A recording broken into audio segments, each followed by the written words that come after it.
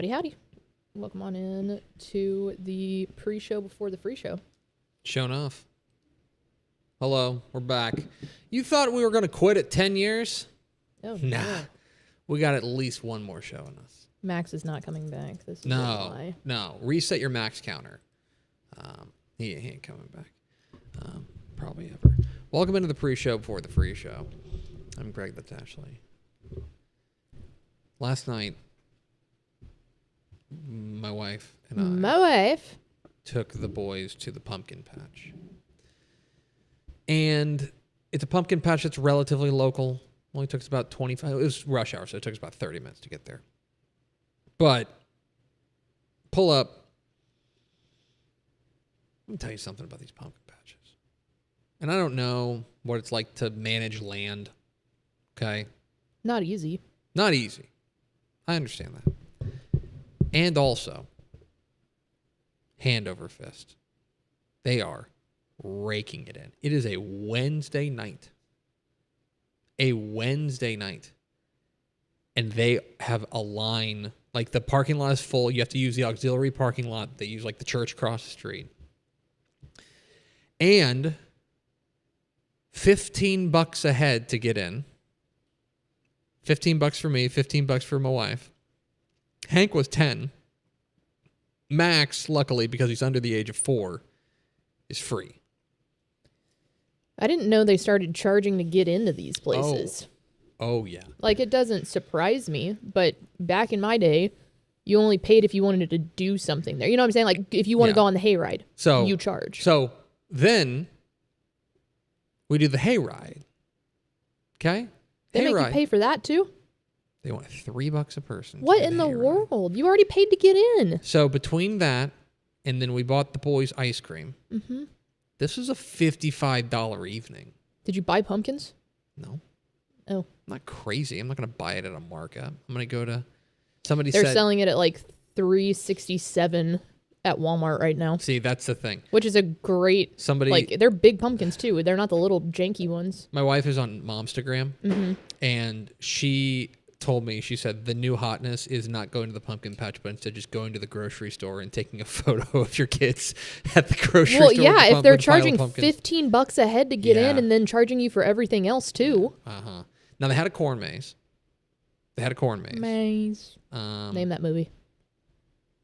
No, I don't. Grown-ups. Grown-ups? Maze. I'm sorry. You wanted me to... It's a good movie. Recall off the top of my head the cinematic masterpiece that is Grown Ups. I mean, when you said maze, that's the first thing I thought of. Yeah, you think of a lot of things.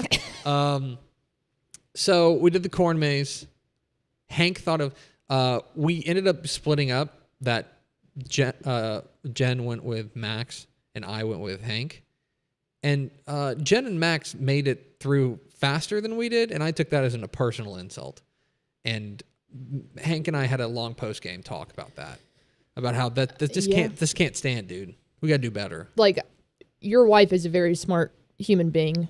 But she also is with a 3-year-old, a wild man 3-year-old. Which is why, like, I'm going to be honest, I would have put more stock into Hank there. Because Hank is also an intelligent human being. That's what I'm saying. Jen had Max, Hank had you. Those are both, like, difficult. Both of them have to drag along children. Correct. I was disappointed in us. But then we just did, a bunch of other stuff. There were goats. There were other things. I am amazed at the attire that people... It is funny to see, like, influencers and Instagrammers in the wild. Do you know what I mean? Like, creating their content. Like, you get to watch it happen, and you're like, oh, this is how the sausage is made, huh? Yeah. This is not glamorous, but everybody's trying to get those beauty pics because it's fall, y'all. I don't know. How many signs in your household say that? No, none. Okay. That's not to say there's not fall decor in my home. Oh, well, yeah. Plenty of fall decor. Although, okay, here's the other thing. So I think people may know this. Last thing before we get to football. Tuesday, our boss, Brooke, and I had to go down to Temple, which is where our parent company, the McLean Group, is headquartered, and they had like their quarterly meeting and blah, blah, blah. We pull up to their headquarters. Do you know what they do for Halloween? Oh, yeah. I've been to the October quarterly meeting before. Okay. It's insane. Okay.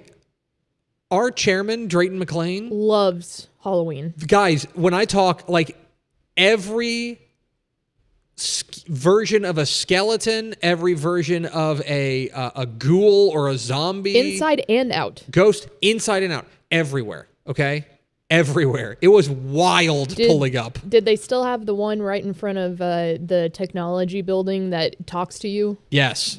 They did still have that one. I didn't like that one. They did still have that one.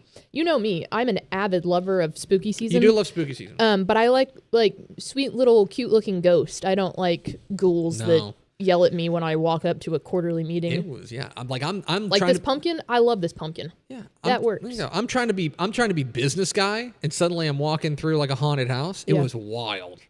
Anyway, happy spooky season. Go Spurs go, by the way. Oh yeah, that was last night. They beat the Mavs, and I'm gonna be honest. My phone real quiet last night. I texted you. Real quiet. You texted me about the pumpkin patch. Yeah, that's correct. I texted you about the pumpkin patch. Can I read you a text message from my brother? Mm-hmm. Which one? Matt, my older brother. He texted me last night. You will find it here. He goes, 90. This comes at 7:40 p.m. 95% sure I saw Nerlens Noel at an ice cream shop in Plano. And I just wrote back to him and said, I want to start a blog called Kinda Impressive Sightings. Anyway. Cooper Flag is the future. Go Spurs go. Nico Harrison. Wemby dropped 40. Fire Nico. Hit the theme expo.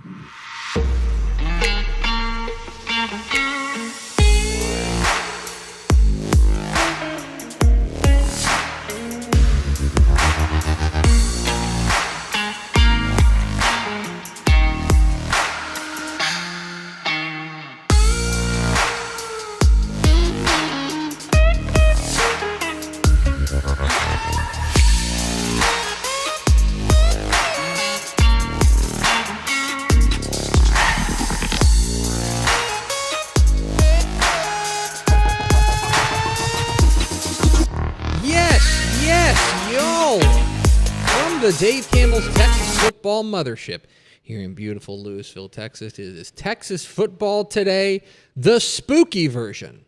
Ooh. My name is Greg Tupper. I'm the editor-in-chief of Dave Campbell's Texas Football Magazine and TexasFootball.com. Thank you for spending part of your day with us. Whether you're watching us live at TexasFootball.com, Facebook, YouTube, Twitter, Instagram, on your sweater, or you're listening to us on the podcast, which you can subscribe to on the podcast vendor of your choice. Either way, thank you for doing your part to support your local mediocre internet show. I am sitting over there at the helm today, making us sound good. She is the Duchess of the Dorks, Miss 305, Miss 956, Miss 915. She's Ashley Pickle. Dolly. Hi, friends. Dolly, indeed. It is far too cold in here. This is me with my blanket. It's cooling off. It's freezing. It's cooling off, but you know who doesn't know it? The people who run this building. Yeah. Yeah, two thumbs down. Something you guys should just know. And normally, here's just like behind the scenes of TV, and you know this. Mm-hmm. Television studios generally kept pretty cold. Yeah, because you don't want between the lights and the equipment, everything's blowing heat out of it. It's all hot, right? And so like it was not rare when we were with our friends at formerly Bally Sports Southwest, now FanDuel Sports Southwest, for like the camera guys to be like bundled up behind that's not common. That's not. However, you would, in this entire office, it's a meat locker. It is. I mean, all year round. It's genuinely cold in here all year today. round. That and you would say, well, that's nice in the summer. Mm-hmm. No, it's awful. That's why we all get sick in the summer. It's because like we're going from the outside in the cold. Anyway, today. I also can't change out my closet. You know what I'm saying? Yeah. Like I've got to have my winter stuff out all year long. Boo. Today is Thursday, October 23rd, 2025. It is crunch time, guys. Let's go. Guys, we're 5 weeks to Thanksgiving. 5 weeks from today is the best day of the year. It is too late. It is too late. You can scramble right now. It is too late to have a normal build up to Thanksgiving. Mm-hmm. You have got to step on the gas here. Yeah, kick it in the gear. Yes, you absolutely do. Happy birthday to, I don't know, it's my friend Nadia's birthday the other day. But today is the birthday of, who could possibly know according to the internet? Ryan Reynolds. Oh, nice. That's a generic looking white guy. Yeah. He's on the generic looking white. Oh, today's also the birthday of Weird Al Yankovic. That's a king right there. That rocks. That's a king. This will not surprise you, but my younger brother went through the biggest Weird Al phase. Do you know why? Probably to ever exist. Because your brother is a man of taste and class. That's also fair. He gets it from my father. Shout out Jake and LP. It's episode 1892, I think. 93. On today's show, folks, big show. Week 9 of the Texas high school football season is starting, and it's starting at an alarmingly quick rate. Yeah. Because I don't know if you guys know this, ton of games getting moved up to Thursday. Ton of games. There's big weather coming starting tomorrow. Kind of through the weekend, I think. It's through the weekend. It's supposed to. I mean, it's like over 75% chance of thunderstorms literally Friday, Saturday, Sunday. There's big weather coming, so a lot of games getting moved to Thursday. TexasFootball.com. We've got the updated score. If you go to texasfootball.com/scores, if games have been moved to Thursday, we've got it updated there. But make sure you're reaching out. If you're going to a game this weekend, make sure you're like doing your due diligence and seeing where the game is and if it's been moved, because a lot of them have. Even games, we will get to the rundown here in a moment. We've got a lot of games that are getting moved up. For example, I think you got the inside word that South Lake Carroll and LD Bell are going to kick at 4:30 tomorrow? Yes. So they're still playing Friday, but they're moving it up. Allen and Prosper got moved up to 1 o'clock. So games are getting moved up to get ahead of these storms. So texasfootball.com/scores to see where all these games are. Anyway, all that's to say, we're going to run through the top 10 Texas high school football games of the week. Then we're going to the Rio Grande Valley, where I think it's supposed to be sunny. And that's why it rocks. Talk with the head coach of the undefeated Raymondville Bearcats, Coach Will Littleton, will join us live on the program. Then the Texas high school football team builder, Carter Yates, will join us. We'll pick our favorite players to watch this week in Week 9 of the Texas high school football season. Then we'll be joined by Craig Way, the Texas high school football Hall of Famer, talk about his trip to Lexington, Kentucky, and the Texas Longhorns, plus all things Texas high school football with him. And then it's Mailbag. We're answering your questions about high school football, college football, recruiting, lifestyle, romance, travel. Get them in the comments, Facebook, YouTube, Twitter, all those things. We'll answer a few of those at the very end of the show. Do we have first four through the door? We sure do. It was Paul Roberts, whose football opinion you can trust, Tony Blaylock, Joey Hill, and Big Jiggly Water Balloons. Oh, yeah. Welcome in, friends. Welcome in, friends. We do appreciate you spending a little bit of your day with us here as we gear up for Week 9 of the Texas high school football season. Down the stretch we come. 3 weeks left in the Texas high school football regular season, and then it's playoff time, and then we're really in it. There are 670-something games scattered hither and yon across the state of Texas. I have done the hard work. You're welcome, America, of narrowing it down to the top 10 Texas high school football games of the week, starting with number 10, Rio Hondo and Raymondville. We're going to talk with the head coach of those undefeated Raymondville Bearcats, Coach Will Littleton, coming up here in a little bit. This is one of 6 matchups of unbeatens in Texas high school football this weekend. Don't be surprised if you see others of those on this list. This game rocks. What I love about this is it is an opportunity for small school ball in the Rio Grande Valley to take center stage. This is, if you look at the Rio Grande Valley writ large, 6A and 5A dominate, right? It's McAllen area, it's Los Fresnos, right? It's Edinburgh, it's all of these La Jolla, all these big cities with major, Harlingen, relatively major metro areas, right? Big cities with 6A and 5A schools.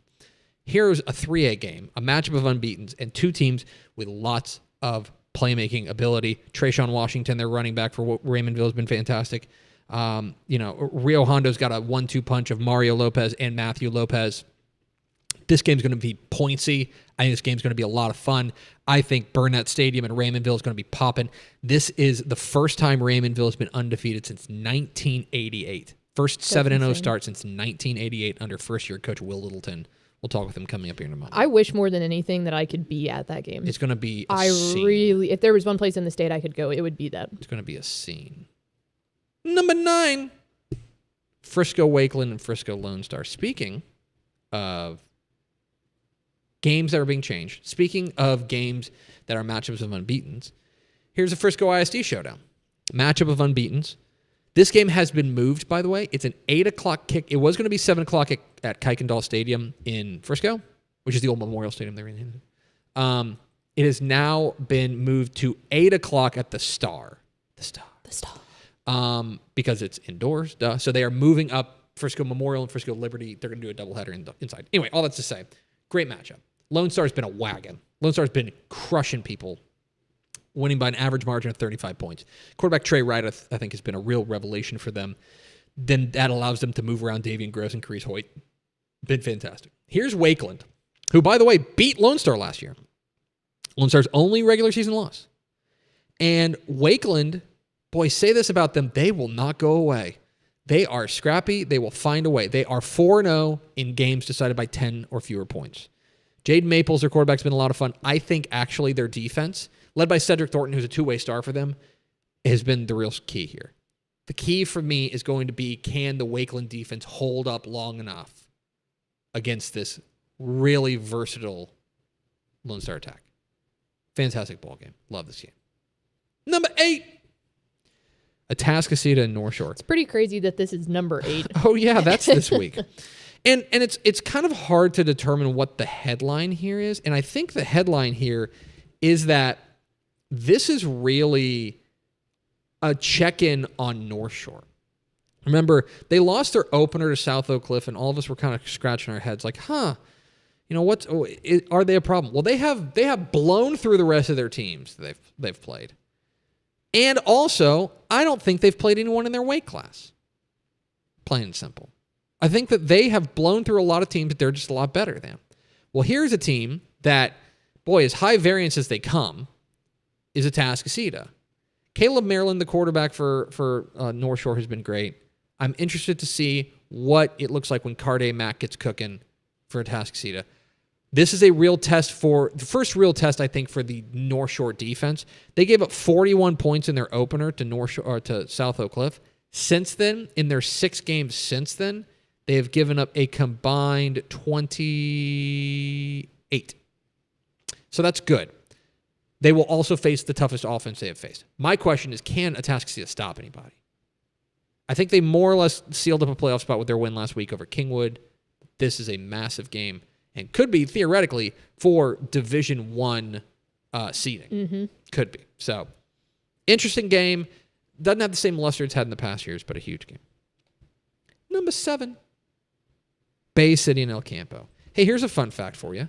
This is the most played rivalry in Texas high school football history. This will be... Wow. There you go. This will be the 122nd meeting between El Campo and Bay City. They first met in 1911.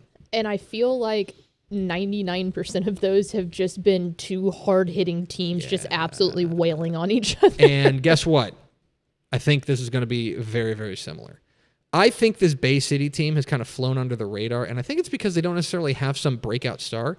I think that probably their best player is probably their quarterback, Kamarian Wiggins, who's been great. They're also very young. We had some questions about Bay City reloading, but they have really stepped up in a big way. Well, now they get an opportunity to take on their arch rival, their nemesis, El Campo. And El Campo, again, quietly, 6-1 defense has been exceptional for El Campo. They've been one of the best defenses in all of 4A. And now they get an opportunity to show it with that high-powered rushing attack led by Vladimir Garcia and Kylan Taylor. Look, we can throw together all these numbers. We can tell you that actually I think that the real money matchup here is going to be this Bay City offense, which has been kind of up and down, up against a really good El Campo defense. None of that matters. It's Bay City El Campo. This is a rivalry game at its very core. All these things. It's a real throw the record books out type game. Fascinating ball game here. El Campo and Bay City always delivers. One of the great rivalries in Texas high school football.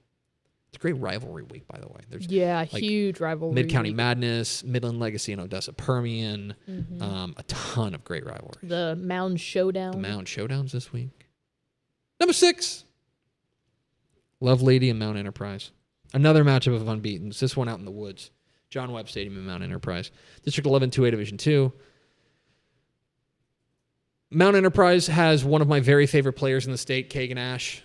Just the definition of dude's rock. Yeah, he's incredible. He averages 17 yards a carry. He's got 30 rushing touchdowns. He leads the team in tackles for loss, sacks, and forced fumbles. He does everything. He's a super duper star. He's unbelievable for Mount Enterprise. Going up against a Love Lady team that I think that the real star of the show is the defense, led by Lane Wilson. But we had questions offensively. What are they going to do? What they did offensively is they moved their wide receiver, Cody James, over from wide receiver to quarterback, and he has been an electric addition to that offense. This is going to be, how much can Lovelady bottle up Kagan Ash? That's the real question in this one. The other side of it, I have some concerns about Mount Enterprise's defense. But if they win this game, they're going to win District 11 2A Division 2, in my humble opinion. Fascinating ball game, matchup of unbeatens out there in Mount Enterprise. Lovelady and Mount Enterprise going on 7 o'clock. I think at last look, 7 o'clock Friday night. Number 5, Robert Lee and Water Valley. Hell yeah, brother. Hell yeah, brother! Yeah. That's it. That's the whole analysis. It wouldn't get me, just leave it right there. If Big 11 man wouldn't come after me, I might make this the number 1 game in the state. This game rocks. It's a matchup of unbeatens. Tons of playmakers here. Brenner Sherwood, the unbelievable do-it-all threat for Robert Lee, going up against Boston Weiss, the unbelievable do-it-all threat for Water Valley. Matchup of unbeatens. But to me, what makes this game awesome is the stakes. Because the district title's on the line. That's one thing. I think the winner of this game is the favorite to win Region 2. And I'll go a step further. I think the winner of this game is the favorite to make the state championship game out of the left side of the bracket. So Region 1, Region 2, the West, so to speak, in 6-man terms. I think this is that big. The question here is going to be this Water Valley defense, which is the number 1 scoring defense in all of 1A Division 1, taking on Brenner Sherwood and this high-powered Robert Lee attack. Box office stuff in Water Valley. Massive game. Number 5. Number 4, Hitchcock and Columbus. So this continues kind of the dance of this District 12 3A Division 1. And it kind of gets you to a point where we're going to start to sort exactly what this district looks like. Not even that, but I mean, heck, almost all of Region 3 and 3A Division 1. Columbus got the win last week over Yoakum to kind of take the early pole position. If they get this win this week at home against Hitchcock, they will be the favorite to win District 12 3A Division 1. And maybe the favorite in the entirety of Region 3. Massive ball game between two teams that we had questions about coming into the year of like how they were going to reload, especially offensively. They both graduated pretty like iconic senior classes. A lot of them sent a ton of. I think they combined to send like 7 or 8 dudes to FBS letters of intent last year, which is insane for 3A Division 1. Well, they've really reloaded, both of them, in a hurry. I think Hitchcock has done a fantastic job leaning on their defense, DeMarcus Blackman, Brian Harris, and they found some playmakers offensively. Most notably, I think Jordan Shannon, their quarterback. This is a massive, massive game in Columbus. And for Columbus, this would represent kind of that final hurdle in the regular season. All due respect to the rest of the district. If they get past Yoakum and Columbus in consecutive, or Yoakum and Hitchcock in consecutive weeks, they're home. They may be home free. For Hitchcock, it's an opportunity to insert themselves firmly into the Region 3 conversation. Number 3, Chilton and Bremond. Another game I might put number 1. Mm-hmm. This game's going down in Bremond, and it's for the District 10 2A Division 2 title. And my question in this one is, like, can anybody score? Yeah. And I don't mean that. I mean that for all the wonderful reasons, which is both these defenses are nasty. Mm-hmm. Chilton's given up 22 points all year. 22 points. They've shut out 5 of their 7 opponents. They've been unbelievable defensively. Bremond, by the way, has shut out their last 3 opponents, including Goldthwaite last week, which was really impressive. And so, who finds a way through? Does Bremond's going to lean on their running back, Tank Scott? Chilton's going to lean on Marnako Thomas Jr., their quarterback, to find a way through. In my opinion, I think Sam Kozowski, the quarterback for Bremond, may be the difference maker in this one. I think 17 points might win this game. Yeah, I think that might even be high. It might be 14. And that has nothing to do with the offenses, basically. I think these offenses are pretty good, but the defenses here are elite. If you want hard-hitting, just jaw-rattling football, Bremond America is where you want to be tomorrow night. Number 2, like Travis and Westlake. Oh, yeah, this little thing. Speaking of rivalry week. This little thing. It's about all the lakes. I don't have to sell you on this, right? Like, this is a huge game, massive implications. You know it's going to be. You know what this is going to be. If you're familiar with Texas high school, even the least, you know these are 2 brand name teams. I'm always interested in what the shape of these games are each year. And to me, this is shaping up to be a defensive slugfest. I think Lake Travis's defense is better than their offense, which is crazy to say. And that's not to say I don't like Van Hopping. I like Van Hopping a lot. Their quarterback, Luke McBride, I think has grown as the season has gone on. But their defense has been the real tip of the spear for them. They won a game 14-7 last week in Stripping Springs. Well, Westlake, we know all about their defense. We know how good they're going to be. I also think that Reese Wise, their quarterback, has been very strong. This is a spectacular ball game between 2 teams that know each other extremely well.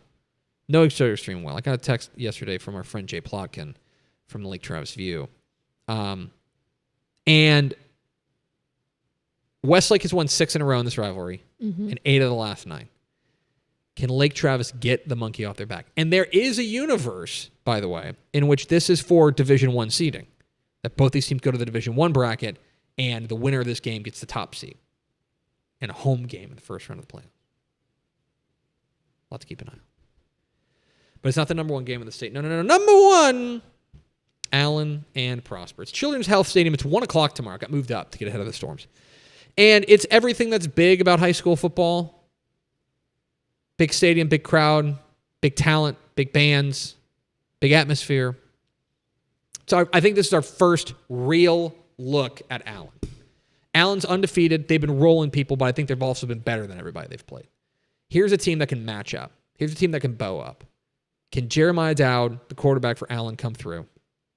And the defense, the number 1 scoring defense in all of 6A, led by Japri Wafer, can they slow down what has been a really versatile Prosper attack? Prosper has found weapons. They've found weapons. Their quarterback, Braden Imhoff, has been great. Their running back, Bryce Robinson, has been a real weapon for them, but it all starts up front for them. All starts up front with 3 Power 5 quarterback or offensive linemen, led by Zayden Grimp and the A&M commit. They got Texas Tech commit. They got Duke commit. They got Dukes up front. This is a trench battle, and it will be spectacular. Just box office stuff. Allen and Prosper, my number 1 game in the state. So there it is. Top 10 Texas high school games of the week. You can find that and more on TexasFootball.com for everything you need for the Texas high school football weekend. We are Texas Football Today. We're here Mondays and Thursdays on TexasFootball.com, talking football in the Lone Star State. You can follow us on Twitter at TCTF, like us on Facebook, Facebook.com/Dave Campbells. Follow us on Instagram, Instagram.com/Dave Campbells, and of course, see us at TexasFootball.com. Pickle, let's go to the Biology Hotline. Let's go to the Rio Grande Valley. We are pleased to be joined by the head coach of the undefeated Raymondville Bearcats. We're joined by Coach Will Littleton. Coach, how are you? Oh, Coach, you got me? Uh-oh. Hold on, we're working on this. Coach, do you read me? Coach is thinking of all the other things he'd rather be doing than talking to me. Coach, do you read me? He said to himself. We're working on getting Coach Will Littleton on. Hey, Coach.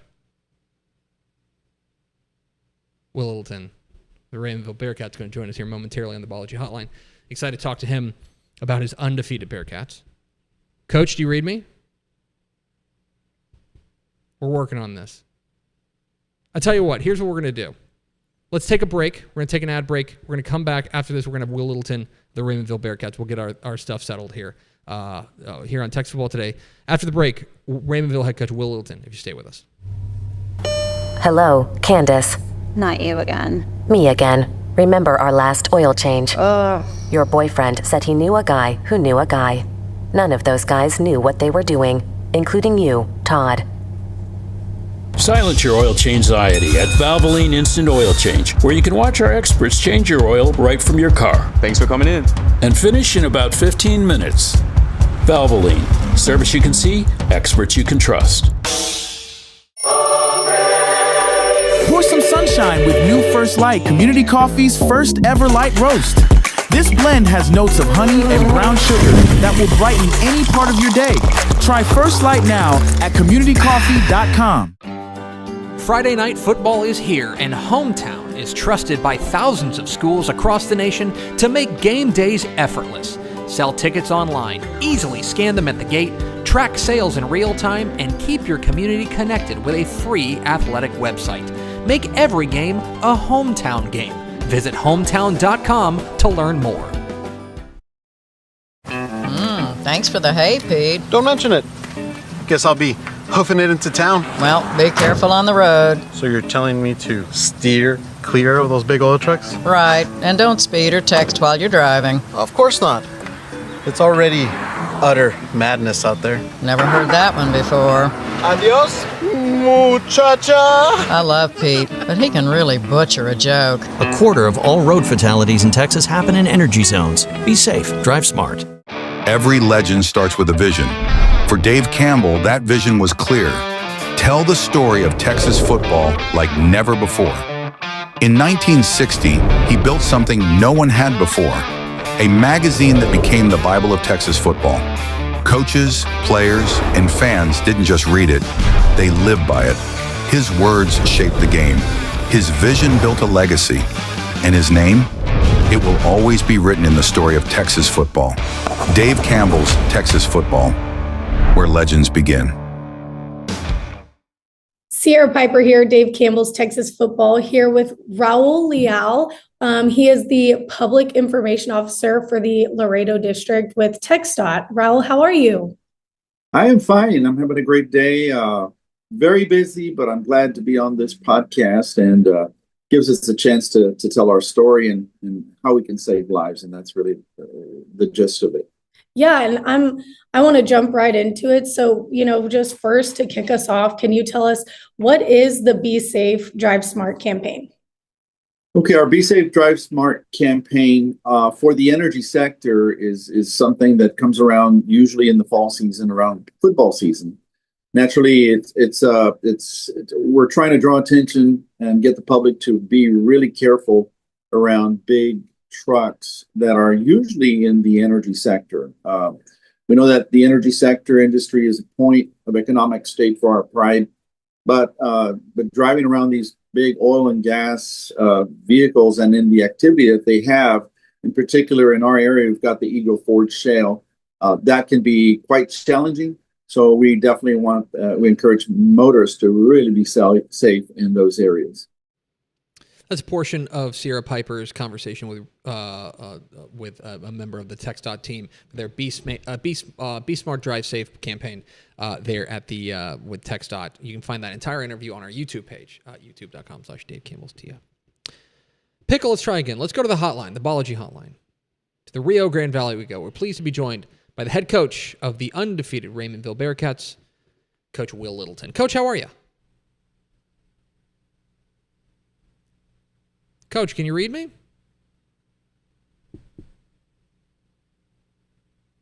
Looks like we're having some trouble getting a hold of Will Littleton, head coach of the Raymondville Bearcats. We are going to try to reconnect with him here down the road here. But I'll tell you what we're going to do.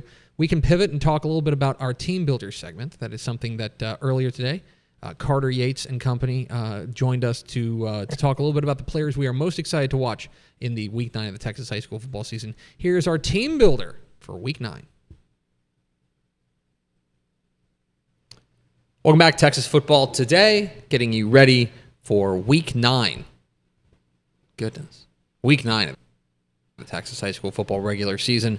Greg Tepper, Ashley Pickle, pleased to be joined. Well, I'm pleased to be joined. Boo. By the senior high school writer for Dave Campbell's Texas Football and the co-voice, the tri-voice of the Dave Campbell's Rising Game of the Week. Tonight it's Carter Yates. Hi, Carter. I love what you've done with the place. I like Pickle, did you carve this pumpkin? I did. Yeah. I'm big into football pumpkin. Yeah, she's it's spooky season around here because Ashley says that it's spooky season. That's more or less the way that we roll. You are about to be on the road. You're heading to Houston way for a big game tonight. Yeah, it's going to be Kingwood versus Sheldon C.E. King, and I'm super excited for this one because last year in that SEC conference in high school football that is 23-6A. Kingwood won 21-20 against CE King last year to get the 4th playoff spot and then went 4 rounds deep. So it just shows how loaded this district is.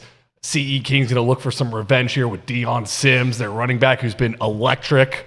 I'm excited for you to get a look at just the team speed for CE King, which on like watching it on Dave Campbell's Texan Live, the team speed is crazy. With Dylan Mitchell too. Yeah, I would imagine that in person, it's just you're just going to come back jaw agape. Yeah, some things huddle doesn't translate. Yeah, exactly. You got to see it live. Yeah, I'm excited for you. I'm also excited because it's time for the team builder, in which we are selecting the players we are most excited to watch in Week 9 of the Texas high school football season. And you know what? This is the time of year where you treat yourself. And I haven't been the first pick in a long time. I think maybe ever. I'm just calling ISO. And why so don't you? I'm going to take the first pick this week. We go, if your first episode of Team Builder, we select a quarterback, a running back, a wide receiver, or tight end, pass catcher, and a team defense, and then we round it all out with a wild card pick. It can be any player, any position, any school. We will start. I am going to start my draft picks with a running back. I'm going to go to the Houston area, but not the running back you're seeing.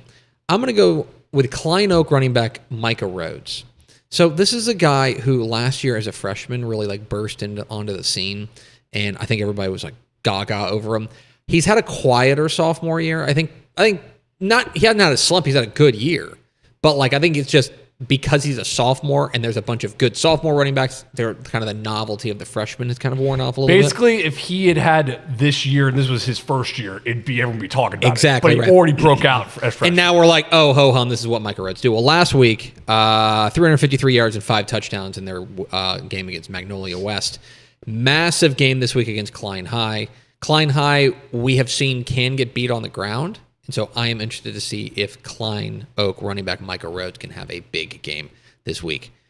Carter, you're sitting next to me. You can have the second pick. Let's go. Come on, because I'm on the other side of the wall. Get in this room, and then maybe we'll consider you for the second pick. Well, then y'all just won't have audio. Everyone's real tough. Feels like it, yeah. Everyone's real tough when there's a wall in front of us. Yeah, exactly right. And I am.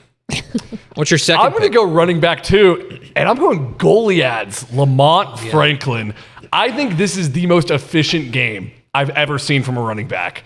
3 carries, 100 yards and a touchdown. 2 catches, 145 yards and 2 touchdowns. And then a 94-yard kickoff return touchdown. That is 339 all-purpose yards on 6 touches and 4 touchdowns. 2 beat Orange Grove. And it's a huge game against Edna this week. And Jamie Dixon's ball club over there, who started off in non-district play, a little rocky, but has really picked it up for district. So this could be like a de facto district championship. So I want to find this. Okay, here it was. I believe Lamont Franklin. We talked about him in the offseason. Do you remember this pickle? Mm-hmm. This kid at Goliad? Oh, yeah. That, like, I think we did a Math Tuesday segment about him, like only about him. Because his numbers last year were crazy. I want to see if I can find it. I may not be able to find it in enough time. But this guy, it was like silliness what he was able to do as far as like every time he touched the ball, it was like 17 yards a touch. Yeah. And so he's back at it, it sounds like, is Lamont Franklin at Goliad. I've never seen like the yards per touch. What is 339 divided by 6? Can we do a quick math here? I'm not a math guy. I'm a football guy. I'm going to say it's at least 10. It's at least 10 yards. And you really went out on a limb there. Am I wrong? No. Not exactly That'd right. be 60. Cool. At least 10. Yeah, we got that part covered. Put it in the win column, baby. Let's go to Ashley Pickle. What's your first pick? I'm going to go pass catcher on this one. How about Clear Falls junior wide receiver Zach Greer? Okay. I don't know if anybody has taken him yet this year, but this kid's doing some insane numbers down there for Clear Falls. A big reason why they're 5-2 on the season. He's had 59 receptions for over 1,000 yards. He's averaging 17.3 yards per reception. Nice. And even more than that, he's scoring a touchdown every 4 touches. So big play guy. They should get the win over Clearbrook. I think they're a better team than Clearbrook this week. But then next week District 24 6A could go into absolute shambles because they play Dickinson, who they've already played Deer Park and they have the loss there. But if they beat Dickinson, they could go in like a wild three-way tiebreaker that will be decided in the final week of the season. Yeah, then it's going to go in the wood chipper. So they could be the agent of chaos here. Absolutely. And they've got the playmaker to do it. Yeah, Clear Falls, really good. That'll be a fun. 24-6A has some real, what's the word I'm looking for? Combustibility. Yeah, and they all play in week 10 and 11. Yeah. So it's like you're not going to know until the very end. I have a shameless plug for a story about 24-6A. Okay. It's a Clear Springs offensive lineman, Mariano Aguirre, who is playing. He's starting as a sophomore on the offensive line at a 6A school, which is already insane. He's also half deaf. Oh, wow. And playing his brother Dickinson quarterback Lorenzo Aguirre, who's a junior. Friday night, Dickinson versus Clear Springs. Mariano goes to Clear Springs because they have the deaf ed program there. So cool story up on TexasFootball.com. Go to TexasFootball.com. Read about that remarkable story there from Cartier. So 24-6A, interesting for all the reasons.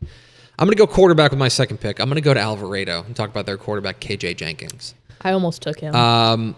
So we knew that there was going to be big shoes to fill in Alvarado at the quarterback spot with Cartier Collier leaving. And I want to be really clear that I think KJ Jenkins is a very different quarterback from Cartier Collier. He's not the runner that Cartier Collier was. But last week against Lake Worth, he throws for 447 yards and 7 touchdowns. He's thrown for 22 touchdowns and no interceptions on the year. That'll play. Here's a weird fun fact about KJ Jenkins, who leads the undefeated Alvarado Indians. He threw for 447 yards against Lake Worth. That's his second 447-yard game. Jeez. He also threw for 447 yards in Week 3 against Robinson. I believe that is Robinson's only loss of the year. So that's a good team over there. That's exactly right. Alvarado's cooking right now. They play winless Waxahachie Life tonight. I think the only issue for me is going to be like how long KJ Jenkins takes in the game. You know what I mean? That's going to be the real thing. But KJ Jenkins from Alvarado, my quarterback. So you don't think Waxahachie has a lot of life tonight? Friday night. He's back, folks. Tomato.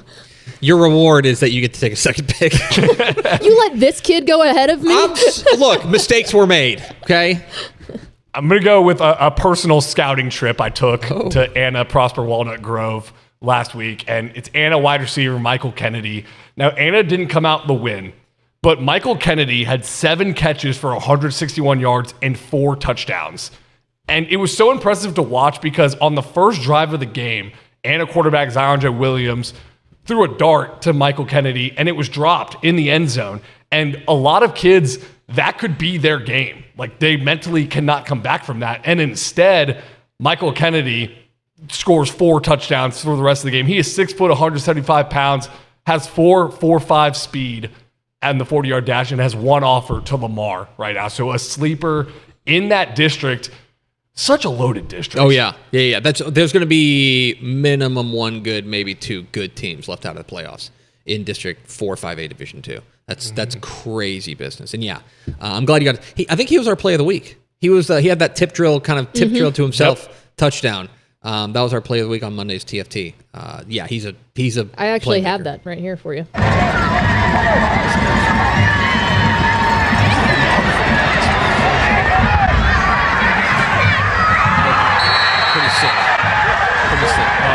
Like if you moss a guy and also like tip it to yourself, that's pretty good. That's a self alley-oop off the backboard over a dude.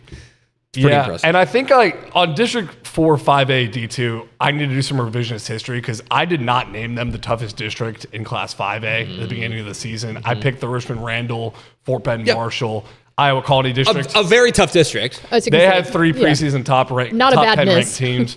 I don't think Fort Bend Marshall held up this year. Okay. So when I look at 4 or 5A D2, it's Melissa at 5-1, Prosper Walnut Grove 7-0, Anna 5-2, Denison, Frisco, Emerson, and Lovejoy are all vying for that last spot, all with 4 wins. Like, think about Lovejoy. Like, Lovejoy is trying to find a final playoff spot.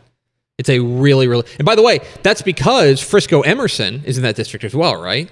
Yes. And they've just had a tougher year. Like they've been reloading, trying to figure out what they look like, especially offensively. But yeah, that is a stupid loaded district. Pickle, your second pick. All right, let's get weird. Okay. I'm going to go with running back here. Corsicana Mildred, junior running back Trenton Harris. This kid he's popping off down there. He's averaging 170 yards rushing per game. So he's over 1,000 yards on the season. He's got 9 rushing touchdowns, 1 receiving touchdown. He had 1,200 yards last year as a sophomore, and is clearly on, and that was in 13 games. So he's definitely on pace to break that in his junior season. Big game in 8-2A Division I against Kearns. There's still Price Carlisle, and there's still Frankston. Frankston's probably... They already lost to Frankston. Yeah, so, Frankston's going to win the district. Frankston's a could wagon. win the region, to be honest with you. I think they're my pick right now to win region too. So Frankston's leading that, but between the 3-way, between Price, Carlisle, Kearns, and then Corsicana Mildred, they've got opportunity to take that second spot if they can go win this one. I think 8-2A. I think 8-2A. Junior running back Trenton Harris. 8-2A Division I's loaded. Yeah, it is loaded. It's really, really good. All right, I'm gonna go with a receiver, and I'm gonna go East Texas. Talk about Dangerfield wide receiver Rain Wallace. Awesome pick. I was thinking about it. Reign is his name. Dude's rock. He's coming to the banquet. Well, and he's been great this year. 43 catches, about 900 yards, 16 touchdowns.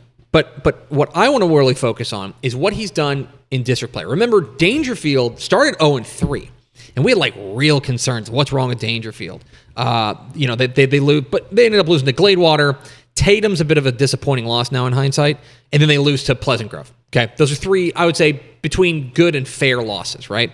Well, they're 5-0 since then, and including 4-0 in district play. And in district play alone, 4 district games, 25 catches, 656 yards, and 12 touchdowns.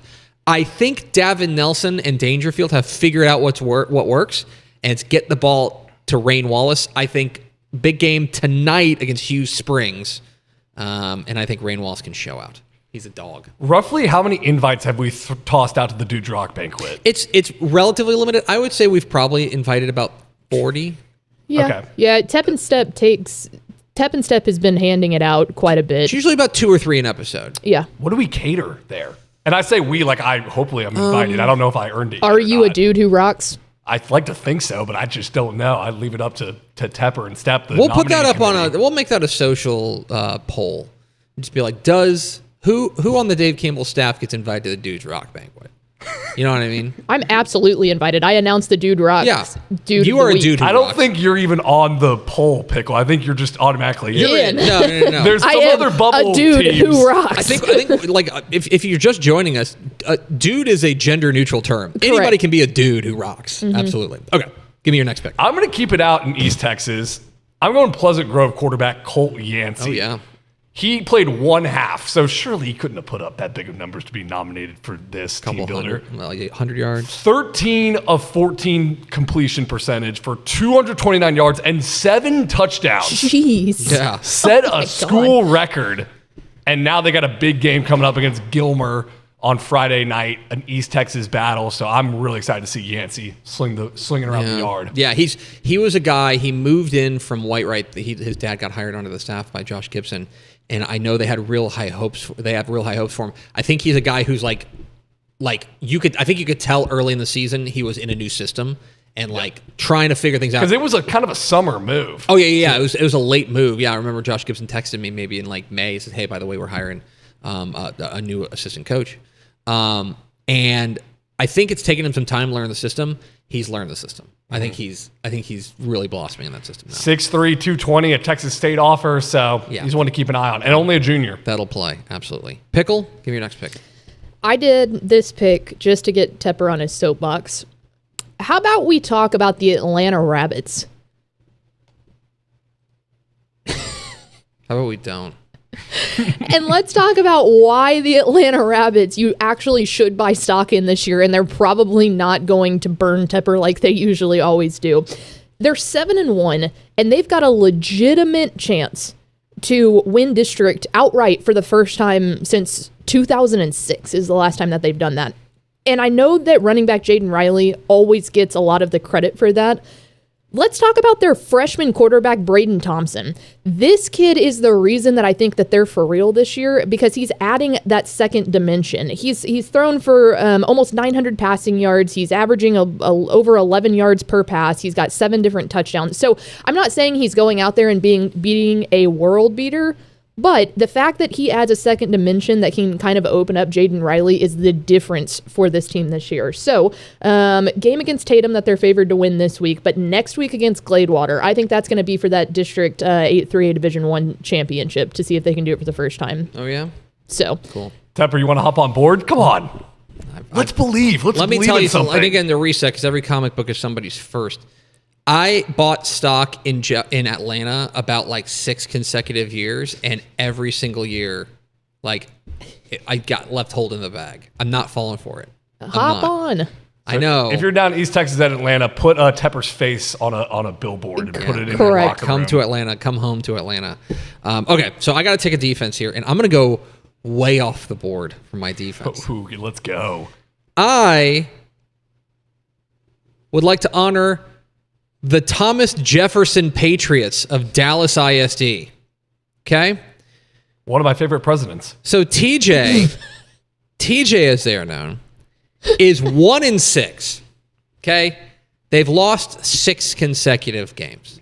Okay? It's been a tough go there for Bobby Estes and company, a longtime DISD OG. Tough sled.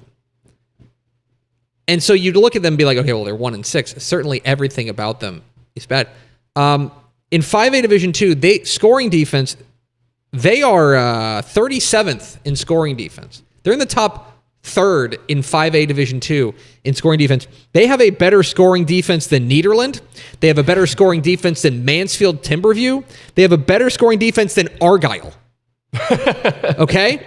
That's insane. Thomas Jefferson has given up 23 points per game. You can win with that. And so what? Yeah, they have 2 losses on the year by a combined score of 14-3. They lost a game 8-0 to Dallas Roosevelt, and they lost the game 6-3 to A+ Academy.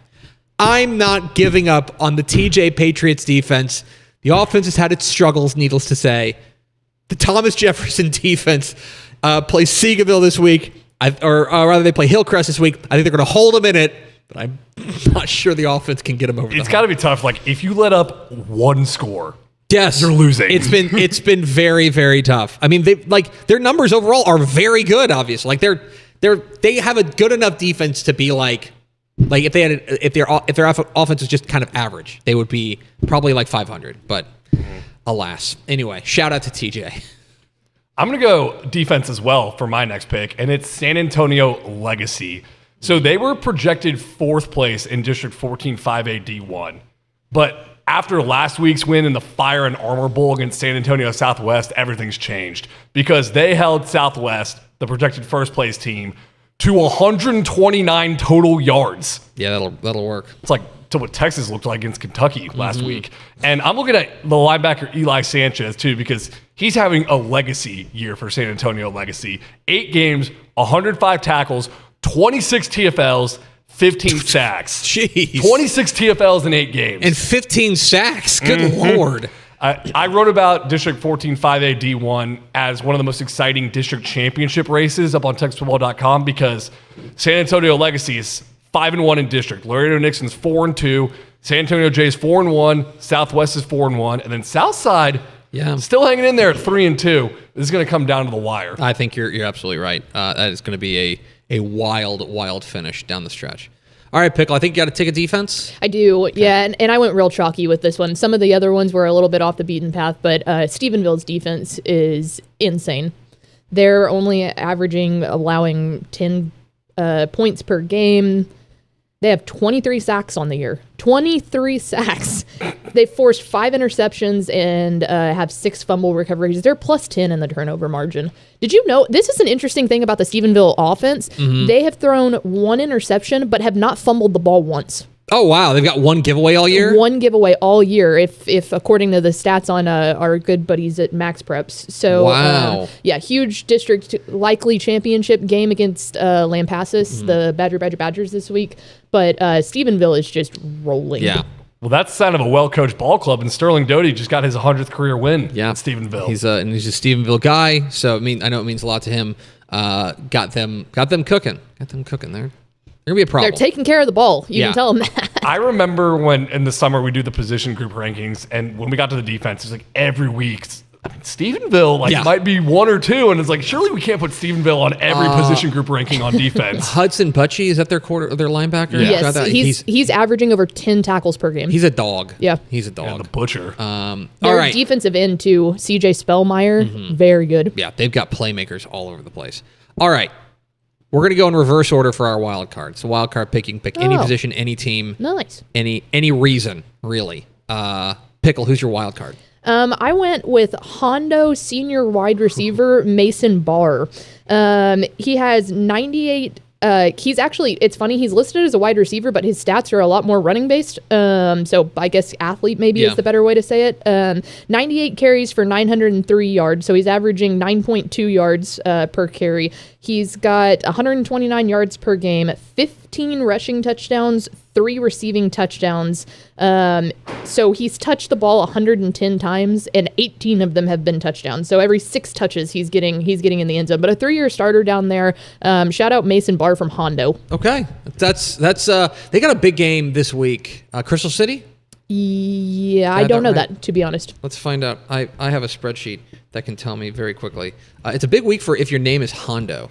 If only we had Rio schedules. Hondo's undefeated, and then Hondo is playing Crystal City, undefeated Crystal City. Shout out to the Javelinas.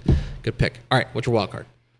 Keeping it at QB, I'm going West Trojans quarterback Dub Crane. The comma. Dub. The comma. We're eating dubs tonight, baby. Dub Crane. 14 of 16 passing for 255 yards and 5 touchdowns, also a rushing touchdown. That was 6 total touchdowns and a 64-0 win over Mahia. Good nailed job. that one. Crushed Good it. job. Redemption. I'm going with Dub Crane. Also because they have my favorite road stop, West does, I know. in the world. I was there on Tuesday. The check stop. I was there on Tuesday. And we brought some goodies back to the office. So we did. Thank you. You're welcome. It's very good. Although Step will tell you that what you got to do is you got to go into town and go to Garrick's. But I think Garrick closes earlier. Garrick does close earlier. So basically, the light for the check stop, if you just take a right and go about a block down, it's literally right behind check stop. Very, very good. I don't know if I could handle anything better than check stop. I think like my heart would stop. That's a good point. Yeah, like there's too much love in it. All right. Check stop started selling Miller's Meats from Llano. Did they really? I was really pumped about that. Wow. Yeah. Man, moving on. Little Llano. Yeah. My wild card, I am going Austin East Side running back Krishan Bryant. The numbers are good. Like we've put out guys who we've talked about guys who have put up bigger numbers. He's run for 918 yards and 10 touchdowns on the year. He's the bell cow of this Panthers attack. But here's why I want to spotlight Krishan Bryant, who has an opportunity to do something really special this week. They play Taylor. They have already, Austin Eastside is 6-2. 6-2. This is a program that I think last year entered the season with the state's longest losing streak. Okay? Wow. They are 6-2. Louis Becerra is doing an unbelievable job there. They play Taylor this week. If they beat Taylor, and I think there's a chance they do. I think they're underdogs, but I think there's a chance they do. If they beat Taylor, they will clinch their first playoff berth since 1991. I was the only person on this show alive the last time Austin Eastside was in the playoffs. And by the way, they weren't even called Austin Eastside. They were Austin Johnston, and the school got closed and moved over to Eastside. It is an incredible story. Krishan Bryant is the tip of the spear. They got a big game this week against the Ducks. Excited to see it. They may have already, the way that district rolls out, they may have already actually be in the playoffs, depending on how things shake out. They've got, I think, three district wins. But one more win would absolutely clinch one this tonight, I think, against Taylor. The number one movie the last time Austin Eastside made the playoffs, Terminator 2 Judgment Day. Solid. a banger, one of my all-time favorite movies. So they didn't win a game from 2018 to 2023. That's 5 wild. years. Correct. Yeah, of winless football. They had like a 51 game losing streak, and now they are 6-2 with an opportunity to make the playoffs. So there you go. That's our team builder. Carter Yates on the call tonight. CE King and Kingwood live on our YouTube page. Make sure you go check that out. Safe travels, my friend. We will see you next week. That was Carter ignoring me and wishing him safe travels on the team builder. That was nice of him. Yeah, forget your well wishes. Apologies to Will Littleton at Raymondville. We could not figure out the tech part. That's what we apologize. We're going to try to connect with him. They got a huge game this week against Rio Hondo. And hopefully we can talk to him on Monday, get our technical issues settled. But we appreciate him hanging in there with us. Pickle, can we go to the hotline? Mm-hmm. We are pleased to be joined by the Texas High School Football Hall of Famer. He is the voice of the eponymous Craig Way Show on AM 1300 The Zone. He's the voice of the Texas Longhorns. He joins us every Thursday. It's our friend Craig Way. Mr. Way, how are you? I'm good. It seems like it's been forever since Texas has played a home football game, and they won't play a home football game this weekend. But they're ready to be road warriors yet again this weekend. They are ready to be road warriors this weekend. And I want to ask you about the last time we talked with you. You were getting ready to head to the Bluegrass State for Texas' first ever trip to play Kentucky. The game was what it was. As a great man once said, a taffy pull, a rock fight between Texas and Kentucky. But they get the win. I am curious your impressions of the Kentucky football experience now that you've had it. Well, it was the stadium was full. It was homecoming. They had a lot of different special effect things that were nice. I will tell you this: the students, they have a great turnout of students, but they have a lot of students there who are not about to let a football game get in the way of having a good time.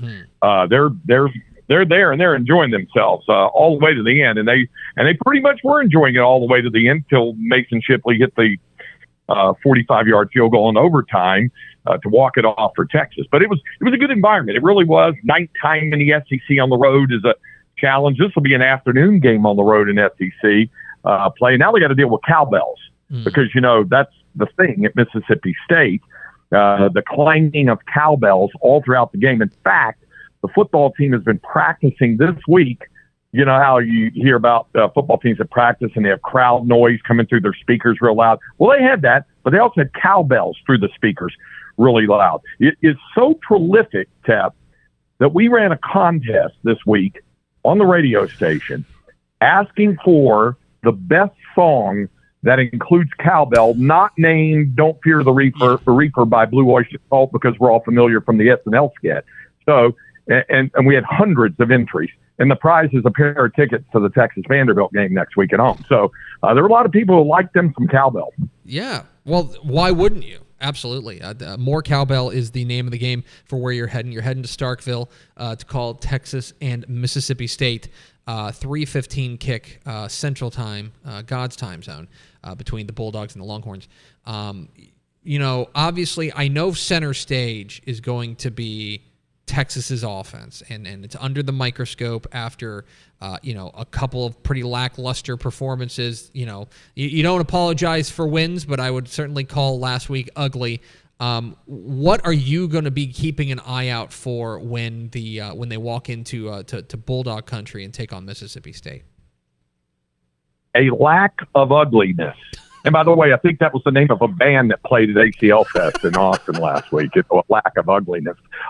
Certainly on the offensive side, they'll be trying to get there. They do get C.J. Baxter back as the running back, and I think that's going to help some things, with regard to the offensive line. Can they play like they did against Oklahoma?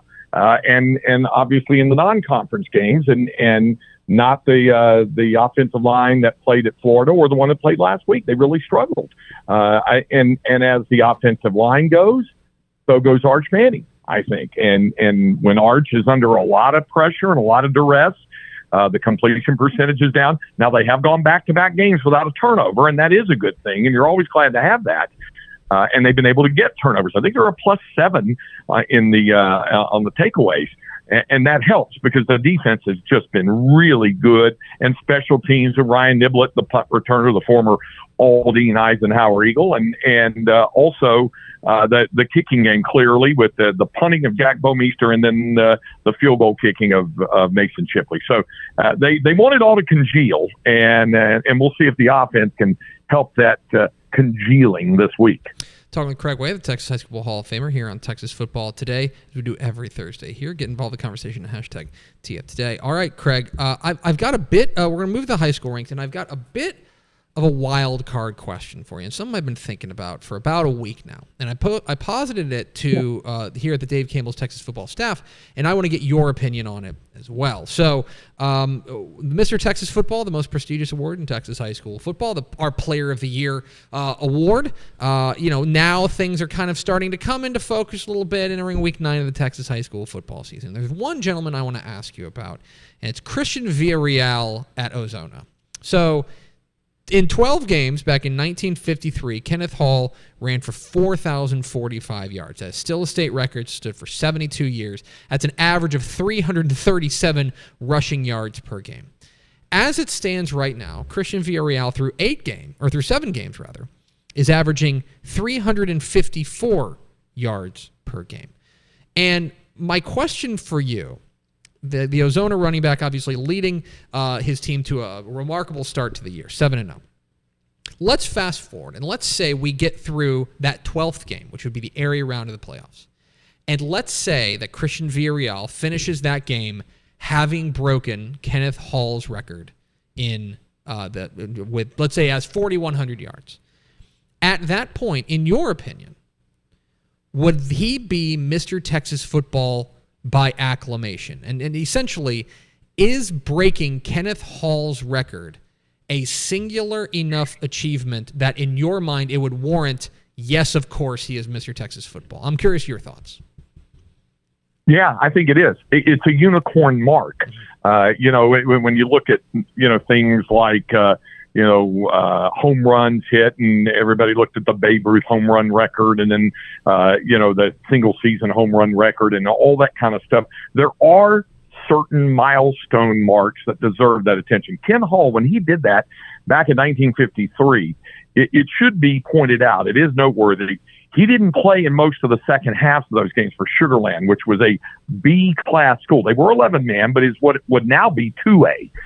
In the lowest division. Back then, B was the lowest division of 11-man. And he didn't play most of the second half of those games because Sugar Land was up by such a wide margin. So it's a tip of the hat to the late Ken Hall for sure. But if he's able to break that record, especially in the 12 games, because also playing in Class B back then, you didn't advance beyond the regional round of the playoffs. They shut it down after the region. Couldn't win a state championship. So if he's able to do it, yes, I would say by acclamation he's Mr. Texas Football, regardless of what the rest of the season holds for the Lions, regardless of what the rest of the season holds for him as well. It's an interesting conversation. Now it's starting to become kind of serious here. It was fun at the beginning, and now he's continued to do this. Of course, it's also getting serious down there in the Austin area. It is, of course, the week of Lake Travis and Westlake, the Battle of the Lakes. And two teams that are highly ranked, two teams that know each other extremely well, two teams that potentially there's a universe in which this is a really important game for playoff seeding and hosting a home game in the first round of the playoffs if both teams go to the Division I bracket.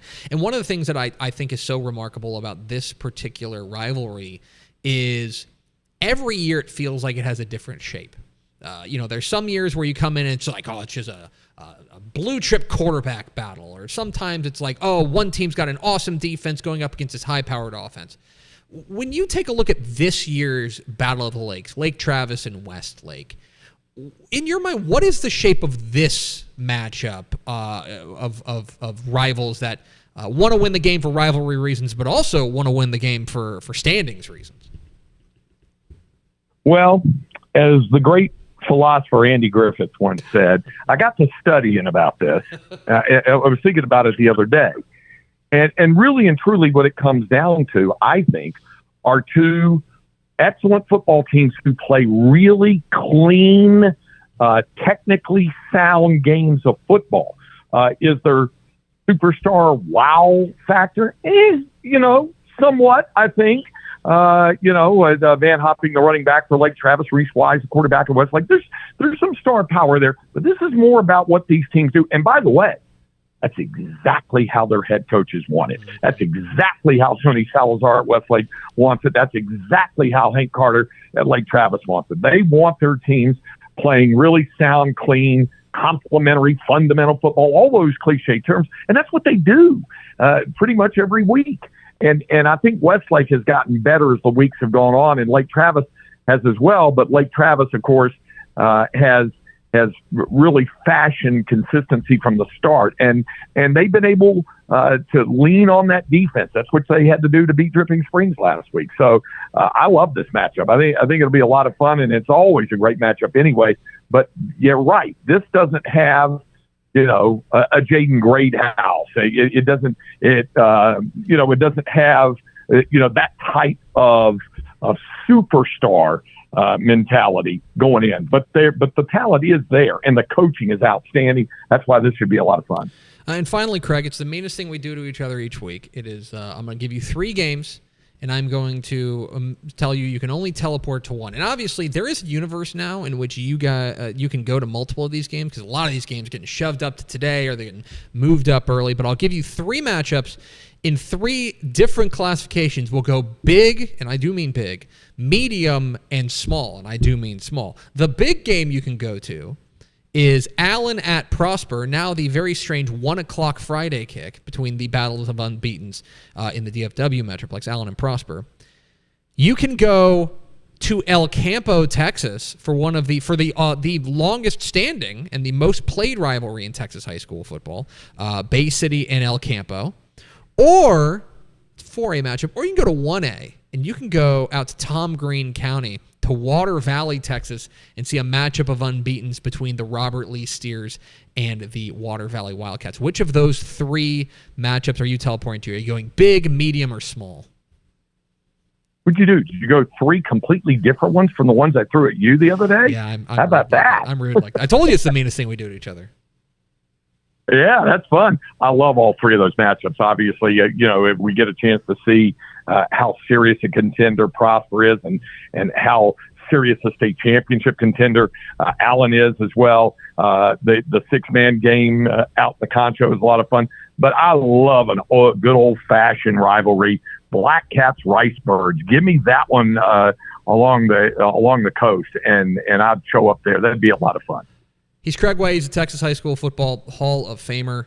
You can hear him on AM 1300 The Zone on the eponymous Craig Way Show. And then you can listen to him call Texas and Mississippi State Saturday afternoon out there in Stark Vegas.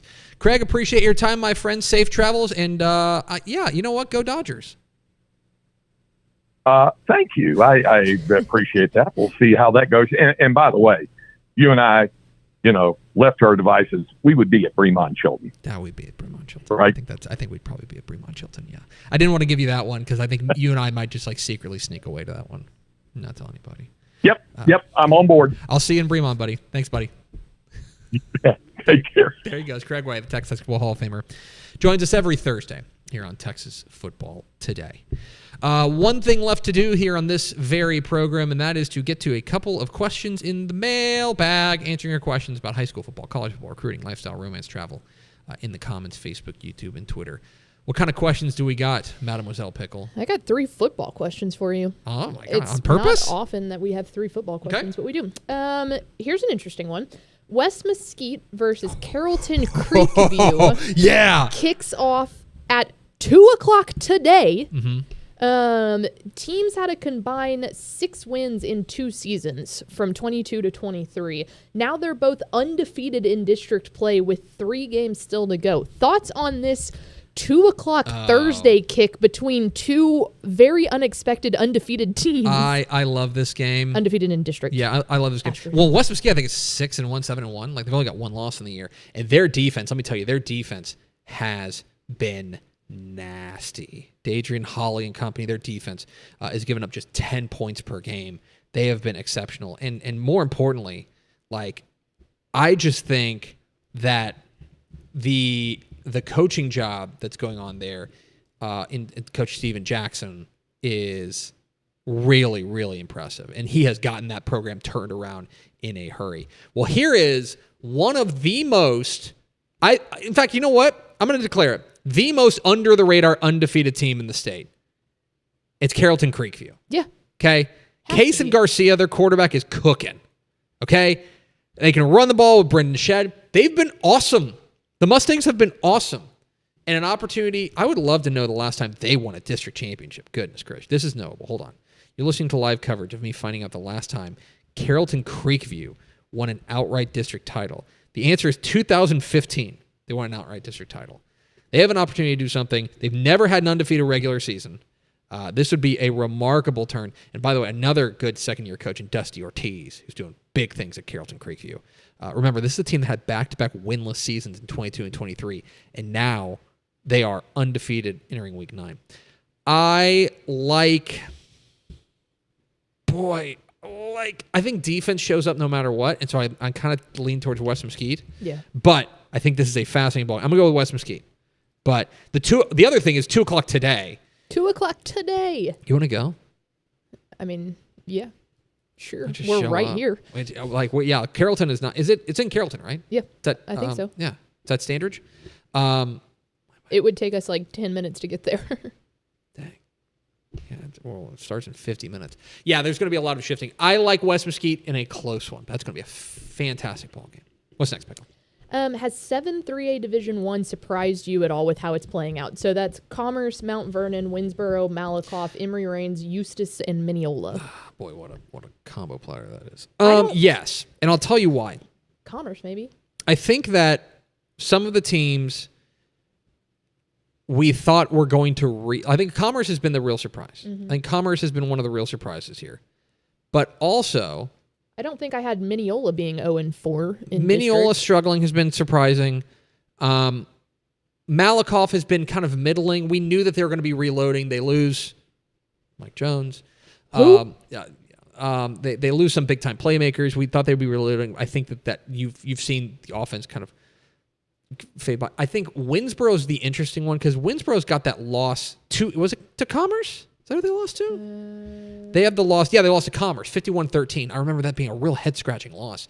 They've gotten their wheels back on. The offense is cooking. I think that we thought it was like not a Winsboro runaway, but Winsboro was the clear favorite. That's not the case anymore. I think now Commerce is probably your clear favorite. Yeah, they're 9th in the state right now. And so, yeah, that surprised me. Mount Vernon, I think, underratedly has reloaded in a hurry. Mm-hmm. And Dawson Weatherspoon, their running back, has been terrific for them, too. It's a fun district. I do think that the top 4 are still the top 4 in Mount Vernon, Winsboro, Malakoff, and Commerce, just maybe in an order we didn't necessarily think it was going to be. So it surprised me in that regard, I would say. So yes. The answer is yes. That's a long answer to a short question. The answer is yes. Why say more word when few word do? Man, you can't even get that right now. No. Too many. There's not enough words there for you. Nope, not enough. And finally, who is the front runner in El Paso right now? It's a pretty deep year in the Sun City, to be honest with you. I think it's Eastwood. I would. Let me make sure I'm not talking out my rear end, Probably and which I am want to do. Let me make sure of this. I think it is. No, it's El Dorado. I think it's El Dorado. Eastwood's been very good, but El Dorado, I think 5A is stronger than 6A this year in out there, and El Dorado I think is the best pound for pound team out there. But Del Valle can go. I think right now it's probably El Dorado is my favorite there. Yeah, but if you want to say Del Valle, I'm okay with that. If you want to say Andrus, I'm okay with that. And like I think they've had a couple of close losses. I think El Paso Chapin is one of those teams that's better than their record indicates. And then you add in a team like Eastwood. It's a deep, deep year. I think, look, if you were to match up Eastwood, that's the best team in 6A, and the best team in 5A, which is El Dorado or Del Valle, I think Eastwood's probably winning that game, but I think it would be a really, really fun ball game. But this is let's see. Let me make sure I'm not talking out my rear end. Make sure they haven't played. Actually, Eastwood has a win over El Dorado.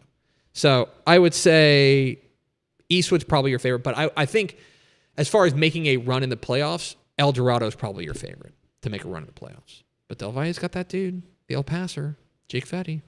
The El Passer. But it's a great year for talent. It's a great year for teams, too. It's a good year in El Paso. There you go.